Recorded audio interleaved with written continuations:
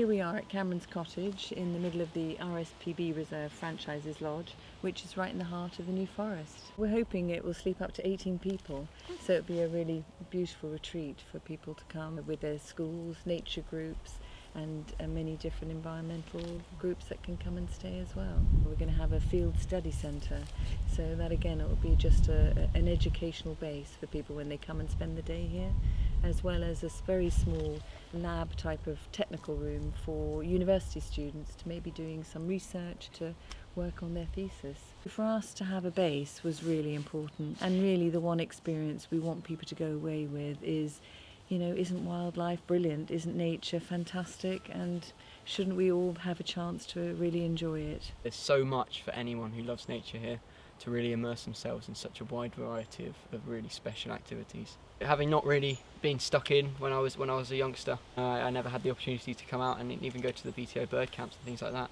So definitely this place would have turned my head. It's really special.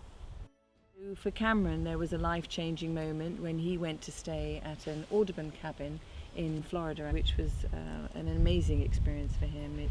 It told him how much more there was to do to engage with wildlife, birds and nature.